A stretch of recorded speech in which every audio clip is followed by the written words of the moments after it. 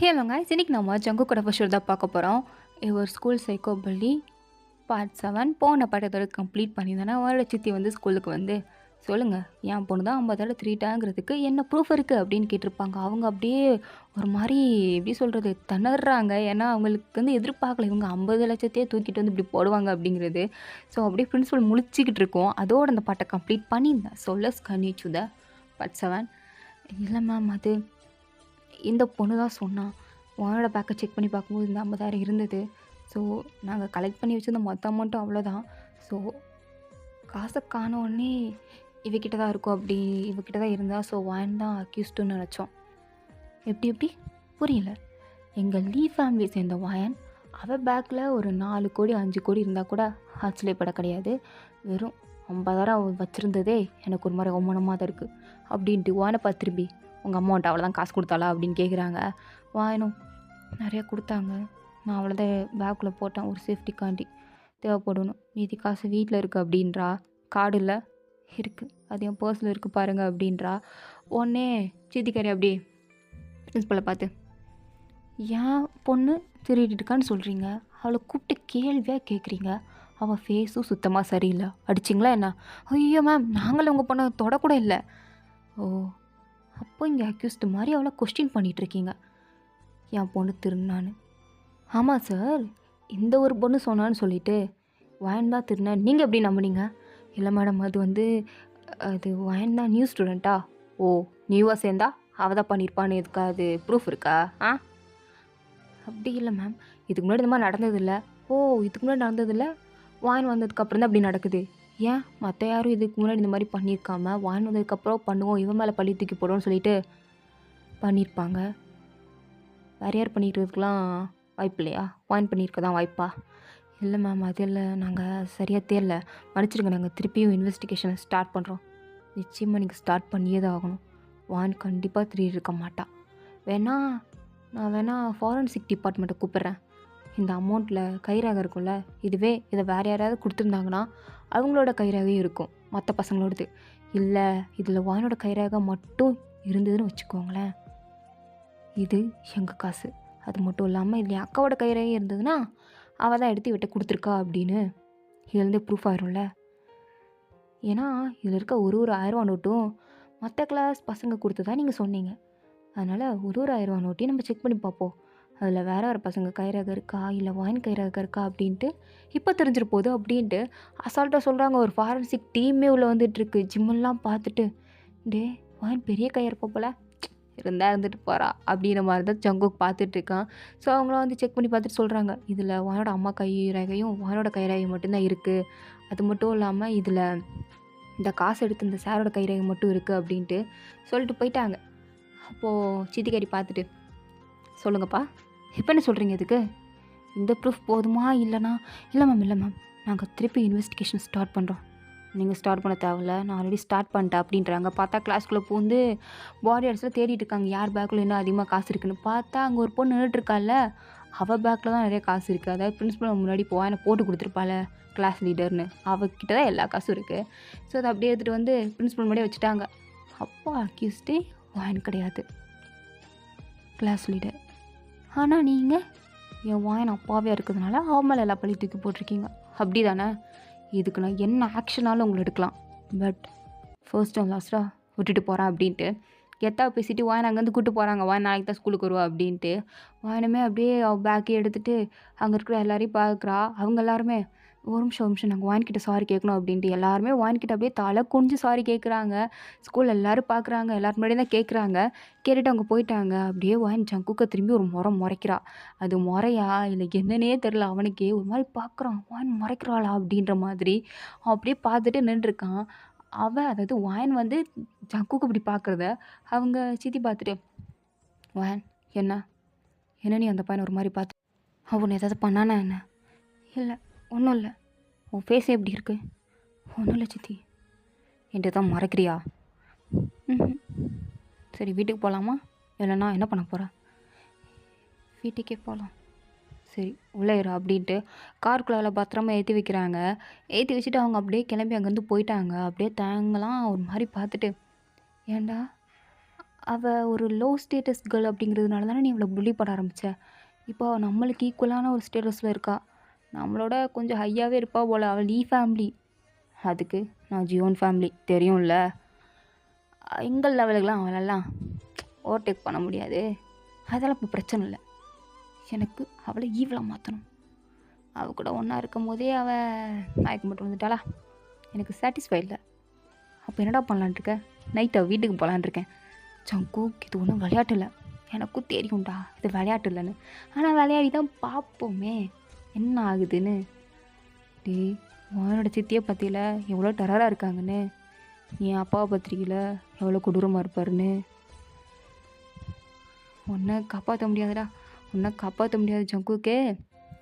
நீ ட்ராக் மாதிரி போயிட்டுருக்க. வேணாண்டா வாயின் வேண்டாம் சொன்னால் கேளு. அவள் பெரிய வீட்டு பொண்ணாக இருக்கா. அவன் தான் பெரிய எடுத்து பையன். எனக்கு அதெல்லாம் ஒன்றும் இல்லை. அவளை மாட்டி விட்டு இந்த லீட்ரு பொண்ணு தானே, அவ்வளோ ஒரு வழி பண்ணணும் அப்படின்ட்டு நேராக அந்த லீட்ரு பொண்ணை பிடிச்சி, நெல்லு நெல்றி நெல்லு, எதுக்காண்டி வாயின் அதில் மாட்டி விட்டேன்? அது எனக்கு காசு தேவைப்பட்டது. என்ன லூசு பையன் நினச்சிட்ருக்கியா? நீயும் பணக்கார வீட்டு போனேன்னு எனக்கு நல்லா தெரியும். எதுக்கு தேவையில்லாமல் அந்த காசை திருடி நீ வாயின் மேலே அந்த பழியை போட்ட? நான் காசு திருடி ஒன்றும் போடல. அப்புறம் எனக்கு அந்த காசு என் அப்பா என்ன சொல்லி தொலை, இந்த கோக்காரனாக்காத. சொல்கிறேன், என்னோடய அப்பா என் கிரெடிட் கார்டை பிளாக் பண்ணிட்டாரு. ஸோ செலவு பண்ண காசு இல்லை, அதை அப்படி பண்ணேன். அது மட்டும் இல்லாமல் எனக்கு வேலை கொஞ்சம் பிடிக்கல. ஏன் பிடிக்கல? இல்லை, வந்த 2 நாளே நீ அவ பின்னாடி சுற்றிட்டுருக்கே, அதான் எனக்கு பிடிக்கல. ஓ அப்படியா? பரவாயில்ல, நான் அவ பின்னாடி தான் சுற்றுவேன். நீ என்ன பண்ணி கழிக்கணுமோ கழிச்சிக்கோ, சரியா? அம்மாவை தலையிலே அடிபட்டிருக்கு, உனக்கு என்ன மூட்டை தள்ளு அப்படின்ட்டு அவளை தள்ளி விட்டுட்டு அப்படியே நேராக ஓனோட வீட்டுக்கு தான் கிளம்பிட்டு இருக்கான். ஸோ ஓனோட வீட்டுக்கிட்டே வந்துட்டான். வந்து பார்த்தா 4-5 கார் நிற்குதுங்க. ஜங்கு பார்க்குறான், என்ன 4-5 கார் நிற்குதுங்க அப்படின்ட்டு. வீட்டு காம்பவுண்ட் சுவர் யாருக்கும் தெரியாமல் வந்து சிசிடிவி எங்கே இல்லையோ அந்த இடமா பார்த்து டொபக்குன்னு குதிக்கிறான். குதித்து அப்படியே ஜன்னல்லே எட்டி பார்த்தா அவ்வளோதான். வாயனை உட்கார வச்சுட்டு அவங்க சித்தி அப்படியே கிளாஸ் லெசனாக எடுத்துகிட்ருக்காங்க. ஏன் ஏன் உன் ஸ்கூலில் இவ்வளோ ப்ராப்ளம் போயிட்டுருக்கு, ஒரு காலாவது எனக்கு பண்ணி சொல்லலாம்ல? உன் அம்மா கால் பண்ணுறா அங்கேருந்து, என் பொண்ணுக்கு ஏதோ பிரச்சனை போய் பாரு, அவள் காசு விட்டான்னு சொல்லிகிட்டு இருக்காங்க அப்படின்னு. இது நம்ம குடும்பத்துக்கு இவ்வளோ பெரிய அசிங்கம். இதெல்லாம் உன் அப்பா இருந்திருந்தான்னு வச்சுக்கோ, இதெல்லாம் நடந்திருக்குமா? இங்கே பாருங்கள், என் அப்பாவை பற்றியே பேசாதீங்க சித்தி, ப்ளீஸ் விடுங்க. இதை பற்றி யாரும் பேசாதீங்க. அவங்க தான் மிஸ் அண்டர்ஸ்டாண்டிங் தானே பண்ணாங்க, தெரிஞ்சால் பண்ணாங்க. என்னது, அவங்க மிஸ் அண்டர்ஸ்டாண்டிங் பண்ணிட்டாங்க அப்படின்ட்டு என்ன நீ சாதாரணமாக அதை சொல்லிகிட்ருக்க? உன் மேலே திருட்டு பட்டத்தை கட்டியிருக்காங்க. அந்த ஸ்கூலில் சும்மா இல்லைன்னு சொல்லிட்டு இருக்கியா? கேஸ் போடலாம், அது இல்லாமல் அழிக்கலாம். அதெல்லாம் ஒன்றும் வேண்டாம். எனக்கு இந்த மாதிரி இதெல்லாம் இன்ட்ரெஸ்டே இல்லை. வயன், நீ அப்படியே உங்கள் அம்மா மாதிரி இருக்க. உங்கள் அம்மாவும் இப்படி தான் இருந்தா உன் வயசில். அப்படியா? எனக்கு அதில் நம்பிக்கை இல்லை. என் அம்மா எப்படி இருந்தாங்களோ எனக்கு தெரில. ஆனால் தயவு செஞ்சு இதுக்கு மேலே இந்த பிரச்சனையை வளர்க்காதீங்க ப்ளீஸ். விட்டுருங்க சித்தி. சரி, உனக்காண்டி விடுறேன், சேஃபாரு அப்படின்ட்டு அங்கேருந்து எல்லோரும் அப்படியே கிளம்பி போயிட்டாங்க. அவங்க சித்தியும் வாயினை விட்டுட்டு அங்கேருந்து போயிட்டாங்க. ஸோ போகும்போதே ஜங்கு கூட பைக்கை நோட் பண்ணுறாங்க. பட் பெருசாக கண்டுக்கலாம், அவன் வீட்டுக்குள்ளே தான் இருக்கான் அப்படின்ற ஐடியாவில் அவங்களுக்கு இல்லை. ஏதோ ஒரு வண்டி அங்கே நின்றுட்டுருக்கு அப்படிங்கிற ஒரு தாட்டை தான் அவங்க பார்த்துட்டு கிளம்பி போயிட்டே இருக்காங்க. இந்த பக்கம் ஜங்குக்கா வீட்டில் யாரும் இல்லை அப்படின்னு தெரிஞ்சதுக்கப்புறம் அவன் ரூம்குள்ளே எகிரி குதிக்கிறான். வான் அப்போ தான் பெட்டில் கொஞ்ச நேரம் டயர்டாக படுத்துருப்பா. இவன் குதிச்சதும் அப்படியே பதறி செந்திக்கிறான். ஜங்கு, இங்கே என்ன பண்ணிக்கிட்டு இருக்கீங்க சீனியர்? வெளில போங்க. நிறுத்து. என்ன? ஆமாம், நான் பார்த்தேன், ஏதோ பிரின்சிபல் ஆஃபீஸ் ரூம்லேருந்து வெளில வரும்போது என்னை பார்த்து ஒரு முறைச்சே. எதுக்கு முறைச்சா? நான் முறைக்கலை, ஜஸ்ட் பார்த்தேன். ஓ, நீ பார்க்குறதே முறைக்கிற மாதிரி இருந்ததுண்ணா, நீ முறைச்சா ஈவில் மாதிரி இருப்பியாடி? அதெல்லாம் எனக்கு தெரியாது. ஒழுங்கா இங்கேருந்து ஃபஸ்ட்டு போங்க, என் சித்தி வந்துட போகிறாங்க. பார்த்துட்டு தான் வரேன். உங்கள் சித்தி இந்த தெருவை எப்போமோ தாண்டி போயிட்டாங்க, அதனால் தான் நான் வீட்டுக்குள்ளே வந்தேன். ஏன் உங்கள் சித்தி இருக்கும்போதே காம்பவுண்ட் சுவரை நான் எப்போமோ ஏறி குதிச்சிட்டேன். ஏன் இப்படி பண்ணுறீங்க? ஒழுங்கா இங்கேருந்து போங்க.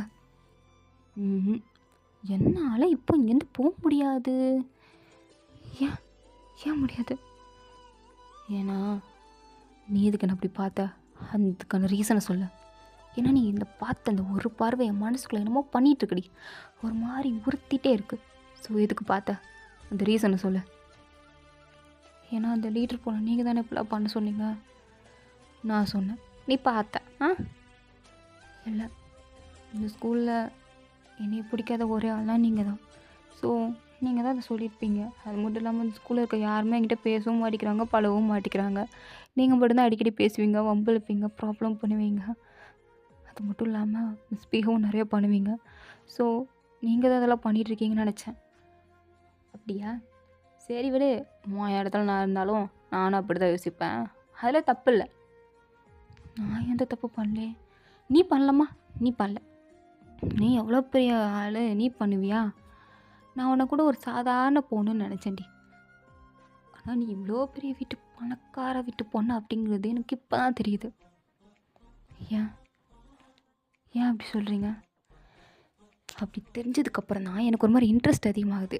ஏன்னா பொதுவாக பணக்கார வீட்டு பசங்க, ஏன்னா நானே பணக்கார வீட்டு பையன்தான், எங்களுக்குலாம் ஒரு திமிர்த்தனம் இருக்கும்.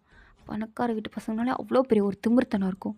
ஆனால் உனக்கு லீ ஃபேமிலியோட பொண்ணு, ஒரே வாரிசு, ஒரு திமிரும் இல்லை. அது மட்டும் இல்லாமல் கொஞ்சம் பயந்த சுபாவம். இந்த மாதிரிலாம் ரிச் ஃபேமிலியில் குழந்தைங்கள வளர்க்கவே மாட்டாங்க. ஆனால் உன்னை வளர்த்து வச்சுருக்காங்கன்னா உனக்குள்ளே ரொம்ப பெரிய ஒரு ஈவில் ஒளிஞ்சிருக்கு. அந்த ஈவில் கண்டிப்பாக நான் தட்டி எழுப்புவேன் அப்படின்னு சொல்லிட்டு இருக்கான். வாயன் அப்படியே பார்க்குறான், இவன் நம்மளை விட மாட்டான் போலையே அப்படின்ற மாதிரி தான் ஒரு பார்வையில் பார்த்துட்ருக்கா. அப்படியே ஜங்குக் பேசிகிட்டே இருந்தவன் டக்குன்னு சடனாக ஸ்டாப் ஆகி வாயனோட கண்ணே ஒரு மாதிரி அவனோட 2 கண்ணையும் விரிச்சு வச்சு பார்த்துட்ருக்கான். அவன் அப்படி பார்க்கும்போது வாயனுக்கு ஒரு மாதிரி பயம். இப்போ அவளுக்கு அவனை பார்க்கும்போது ஒரு ஈவில் மாதிரி ஃபீல் ஆகுது. ஒரு பயத்திலே பார்த்துட்ருக்கான். அவன் என்னான்னா கொஞ்சம் கொஞ்சமாக அப்படியே அவளை கிட்ட கிட்ட கிட்ட நெருங்கி வந்துட்டுருக்கான். அதுவும் விடாமல் வச்ச கண்ணு வாங்காமல் அவள் கண்ணை பார்த்துட்டு அவளை நெருங்கி போயிட்டுருக்கான். அவள் அப்படியே ஒரு எப்படி சொல்கிறது, ஒரு ஷாக்கிங்கான ஸ்டேஜில் நின்றுட்டுருக்கா. ஏன்னா அவளுக்கு அவ்வளோ பயம் அவன் கண்ணை பார்க்கும்போது.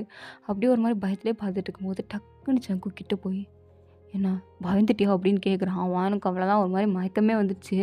அப்படியே மூஞ்சி திருப்பிட்டு, இங்கேருந்து போயிடுங்க ப்ளீஸ், இங்கேருந்து போங்க. போக முடியாதுன்னா என்ன பண்ணுவேன்? நல்லா போக முடியாது. நீ என் வீட்டில் என் ரூமில் ஒரு நாள் நைட்டு வந்து இருந்துட்டு போனீங்களா, தங்கிட்டு போனீங்களா? நான் எதாவது சொன்னேன்னா? எதுவுமே சொல்லு. அப்பாட்டுக்கு வா வந்து ஓரமாக படுத்துட்டு போன்னு சொல்லிட்டோம்ல. நீ வந்த, இருந்த, ஓரமாக படுத்த, காலைல எழுந்துச்சி வீட்டை க்ளீன் பண்ணி எனக்கு சோறு வாங்கி வச்சுட்டு போயிட்டேன். அதே மாதிரி நான் இருப்பேன்னு எதிர்பார்க்காத. நீ பண்ணதுக்கு ஆப்போசிட்டாக நான் பண்ணுவேன். நானும் இங்கே ஒரு நாள் நைட்டு இருப்பேன். இல்லை, நீங்கள் எப்படி இங்கே இருக்க முடியும்? நீங்கள் இருக்கக்கூடாது. ஒழுங்காக வெளில போங்க. நீங்கள் எப்படி இங்கே இருப்பீங்க? நீ மட்டும் என் வீட்டில் வந்து இருந்தா நான் ஏதாவது சொன்னேன்னா? ஒன்றுமே சொல்லு. நான் பாடுவேன், நான் லவ் பண்ணனே இருந்துக்கோன்னு. அதே மாதிரி தான் இப்போ நீயும் பண்ணணும். பண்ணி தான் ஆகணும். ஏன்னா நான் உனக்கு பெரிய ஹெல்ப் பண்ணியிருக்கேன்ல. அப்படின்னு ஹெல்ப் நீங்கள் எனக்கு பண்ணீங்க. உனக்கு ஒரு ஹெல்ப் பண்ணலையா அப்படின்ற மாதிரி பார்த்துட்ருக்கான். வாயனா சரி இருந்தால் எடுத்துகிட்டு போ அப்படின்ட்டு பாட்டுக்க டயரில் போய் படுக்கிறா. ஆனால் இவன் சும்மா இல்லாமல் வாயன் மேலேயே வந்து படுக்கிறான். வாயனுக்கு பயத்தை எந்திரிச்சிட்டு, இங்கே பாருங்கள், இதுக்காண்டி தான் நான் உங்களை இங்கே இருக்க வேணாம்னு சொல்கிறேன். நீங்கள் இங்கேருந்து இந்த மாதிரி ப்ளே பாய் மாதிரி பிஹேவ் பண்ணிகிட்ருக்கீங்க. எனக்கு இப்படிலாம் இருந்தால் சுத்தமாக பிடிக்காது. என்னை யாராவது டச் பண்ணால் கூட எனக்கு பிடிக்காது. ஆனால் நீங்கள் என்னென்னமோ பண்ணிட்டீங்க. ப்ளீஸ் தயவு செஞ்சு இங்கேருந்து வெளில போங்க. உங்களை பார்த்தாலே எனக்கு பயமாக தான் இருக்குது. எனக்கு நிம்மதியாக கூட இருக்க முடியல என் வீட்டில். தயவு செஞ்சு இங்கேருந்து வெளில போயிருங்க ப்ளீஸ். ஓ, மூச்சு விடாமல் பேசுகிறீங்கம்மா. ஆனால் என்னால் வெளில போக முடியாது. நான் இங்கே தான் இருப்பேன். ஆல்ரெடி உன் வீட்டோட மெயின் டோரை க்ளோஸ் பண்ணி சாவி பற்றியா எங்கே இருக்குது அப்படின்னு காமிச்சிட்ருக்கான். அவன் அதை பிடுங்களான்னு வரதுக்குள்ளே அவன் அப்படியே அதை டப்புன்னு கேட்ச் பண்ணிவிட்டு, கஷ்டப்பட்டு சாவி ஆட்டையை போட்டிருக்கேன், உன்கிட்ட கொடுப்பேனா? அதெல்லாம் கொடுக்க முடியாது. சரி விடு, எனக்கு சரக்கு அடிக்கணும் போல் இருக்கும். வீட்டில் சரக்கு இருக்கா? அதெல்லாம் என் வீட்டில் இல்லை. என்ன சொல்லுவோம், சரக்கு இல்லாமல், எனக்கு சரக்கு இல்லாமல் கட்டுப்பாக இருக்குமே. சரக்கு வேணுமே, போய் வாங்கிட்டு வரவா? போய் வாங்கிட்டு வாங்க அப்படின்ட்டு ஓன்னு ஒரு மாதிரி ஆர்வமாக சொல்கிறேன். ஏன்னா போனால் நம்ம வீட்டுக்கு அதை பிடிட்டு சேஃபாக இருக்கலாம் அப்படின்ட்டு. ஆனால் ஜங்குக் வாயினை விட விவரமான ஆள் இல்லையா? ஸோ அதனால் அங்கே இருக்கிற வாயனோட ஷாலை எடுக்கிறான். அது ஒயிட் கலர் ஷால். இதை எடுத்துகிட்டு வாயனை ஒரு மாதிரி பார்க்குறான். வாயனும் என்ன அப்படின்ற மாதிரி பார்த்துட்ருக்கா. ஆனால் அவன் என்னன்னா அந்த ஷாலை வச்சு அவனோட வாய், கை, கால் கிழிச்சு கட்டி விட்டுட்டான். கட்டி விட்டுட்டு வாயனப்பா சிரிச்சிட்டே, அது எப்படி தங்கம், நான் சரக்கு வாங்க வெளில போகிறேன்னு சொன்னது மூஞ்சில் அவ்வளோ பெரிய பல்ப் எரியுது. போயிட்டு வாங்க அப்படின்ட்டு. சரக்கு வாங்க போகிற சாக்கில் நீ இங்கேருந்து தப்பிக்கலான்னு நான் உனக்கே பாடம் சொல்லி கொடுக்குற ஆசையார் மாதிரி ஸோ என்கிட்ட இந்த திருட்டுத்தனம், இந்த முட்டைக்கண்ண அது அவிச்ச கோழி மாதிரி உருட்டி உருட்டி பார்க்குறது, இதெல்லாம் என்கிட்ட வச்சுக்காத சரியா? நான் போயிட்டு வந்துடுறேன் அப்படின்ட்டு அவனோட பைக் சாவி எடுத்துகிட்டு வாயனப்பா சிரிச்சுட்டு அங்கேருந்து கிளம்பி போகிறான். வாயனுக்கா கை காலை கட்டி போட்டுட்டான். வீட்டு சாவி இப்போ அவன்கிட்ட தான் இருக்குது. மெயின் டோர் அவன் தான் க்ளோஸ் பண்ணிட்டு போகிறான். பிள்ளையால் ஒன்றும் பண்ண முடியல. அவள் பாட்டுக்கு ஐயோ என் ஃபோன் எங்கே இருக்குது அப்படின்னு தேடிட்டு இருக்கா. அது அங்கே இருக்குது. அங்கே போகக்கூட முடியல. ஏன்னா அவள் பெட்டில் தான் படுக்க வச்சுட்டு போயிருக்கான். அவளால் ஒரு இன்ச்சு கூட உருண்டு தான் படுக்க முடியுது. உருண்டு உருண்டு பெட்டை விட்டு கீழே தான் விழுவலை தவிர்த்து அவளால் எதுவும் பண்ண முடியாது. எதுக்கு பெட்டை விட்டு கீழே விழுந்து நம்மளே டயர்ட் ஆகணும் அப்படின்ட்டு அந்த போஸ்ட்டே அவள் தூங்க ஆரம்பிச்சிட்டா. ஏன்னா அவளுக்கு ரொம்ப டயர்டாக இருந்திருக்கும். ஸோ அதனால் அப்படியே அவள் தூங்க ஆரம்பிச்சிட்டா. எங்கே ஜங்குக் பைக் எடுத்துகிட்டு வெளில வந்துகிட்டு இருக்கான். அப்போ தான் ஜிம்முன்னு வந்து இவனை ஃபாலோ பண்ணி வந்திருப்பான் போல். எங்கடா இங்கே காணுமே அவனை அப்படின்னு தேடிட்டு இருக்கும்போது தான் ஜங்குக் வரத்தை பார்த்துட்டு மச்சான் மச்சான் மச்சான் நில்லு மச்சான். என்னடா இந்த வீட்டிலேருந்து வெளில வர? இது வாயனோட வீடு தான். வாயனோட வீடா? வாயனோட வீட்டில் உனக்கிறடா வேலை? இன்றைக்கி நைட்டு சம்பவம் இருக்குது மச்சான். சம்பவம் பண்ணணுன்னு ஆசை வந்துடுச்சு. அதான் வாயனோட வீட்டிலேருந்தே வெளில வரேன். டேய் வாயன் வேறு பெரிய இடத்து போகணுடா. தேவையில்லாத பிரச்சனை வேண்டாம்டா. யாரா நீ திரும்ப திரும்ப இதை சொல்லிக்கிட்டு? அப்போ சரக்கு வாங்க போகிறேன். கூட வரியா இல்லையா? டேய் நம்மளால் ஸ்கூல் பசங்கடா, பணம் தரமாட்டானுங்கடா. ஏன்னா ஒருத்தரை பிடி, அவனை அடித்து வாங்கிட்டு வர சொல்லு. அப்படியா? எவனை பிடிக்கிறது அப்படின்ற மாதிரி பார்த்துட்டு இருக்கும்போது கரெக்டாக அப்போ தான் அவங்க ஒரு பையன் போவான். அவனை பிடிச்சி போய் சரக்கு வாங்கிட்டோம் அப்படின்ட்டு பிளாக்மெயில் பண்ணி அவனை அனுப்பிச்சி விட்றாங்க. அவனுமே அடிக்கிறானுங்களே அப்படின்ற ஒரு பயத்தில் போய் வாங்க போயிட்டு அப்போ கரெக்டாக தேங்க வந்துட்டு டேய் ஜங்குக்கு எங்கடா போனேன்? உங்கள் அம்மா வர கால் பண்ணி கேட்டுட்ருக்காங்க ஜங்குக்கு எங்கன்னு. ஐயோ என் அம்மாட்ட நான் பேசிக்கிறேன்டா, எனக்கு கால் பண்ணவே இல்லையே. அம்மா என் ஃபோன் எங்கே? அப்போ தான் செக் பண்ணி பார்க்குறான். அவன் ஃபோன் வந்து அவன்கிட்டே இல்லை, அவனோட வீட்டில் தான் வச்சுட்டு போயிருக்கான். அதுக்கு வந்து தேங்க வந்து மறுபடியும் கால் பண்ணுறான். ரிங்க போகுது, பட் யாருமே அட்டன் பண்ணல. ஜிம்முன்னு கேட்குறான், ஏன்டா வான் தான் இருக்காள், அவள் அட்டன் பண்ண மாட்டாளா? ஏண்டா அவள் நான் தான் எடுக்க முடியாத ஒரு சுச்சுவேஷனில் அவளை வச்சுருக்கனே. எந்த மாதிரி சுச்சுவேஷன்டா? கட்டி போட்டு வச்சுருக்கேன். டே ஜங்குக்கு நீ விளையாடுறதான் தெரியுது, சும்மா ஃபண்ணுக்காண்டி ஏதோ பண்ணிகிட்ருக்க. ஆனால் கொஞ்சம் சீரியஸாக போகிற மாதிரி இருக்குது. அந்த புள்ளிக்கு ஏதாவது எனக்கு தப்பாக ஆயிடுச்சுன்னு வச்சுக்கோயேன், அவ்வளோதான் மச்சான். ஆல்ரெடி நம்ம மேலே பல கொலைகேஸ் இருக்குது. டேய் அதுங்களாம் எப்படி சொல்கிறது, அந்த பொண்ணுங்கள்லாம் ஒரு மாதிரி கடிச்சிட மாட்டா. வாயின் அப்படி கிடையாது. அதை தாண்டா நானும் சொல்கிறேன். வாயினுக்கு தான் ஆயிடுச்சுன்னா அவங்க அம்மா அப்பா சும்மா விட மாட்டாங்கடா. வாயின்மே ரொம்ப நல்ல பொண்ணுடா. நம்மளை மாதிரி பசங்களாம் அவளை சீண்டக்கூடாதா, விட்டுடா அப்படின்றாங்க. இருந்தாலும் ஜங்குக் அவன் நல்லவளாக இருக்கா, அவளை ஈவலாக மாற்றணும். நான் போட்டது தான், பிளான் போட்டது தான். இந்தா சரக்கு வந்துடுச்சு, நான் வாயின் கூட இருக்க போகிறேன் அப்படின்ட்டு ஜங்குக் அங்கே வந்து பைக் எடுத்துகிட்டு அப்படியே கிளம்பி அவனோட வீட்டுக்கு தான் வந்துட்டுருக்கான். ஸோ இதோட இந்த பார்ட் வந்து கம்ப்ளீட் ஆகுது. தேங்க்யூ வாட்ச் மை எனக்காச்சும் உங்களுக்கு பிடிச்சிருந்தா லைக் பண்ணுங்கள். ப்ளீஸ் மறந்துடாமல் எல்லோரும் சப்ஸ்கிரைப் பண்ணுங்கள். ஓகே வாட்டடா வாய்ஸ் லேட்டர் பாய்.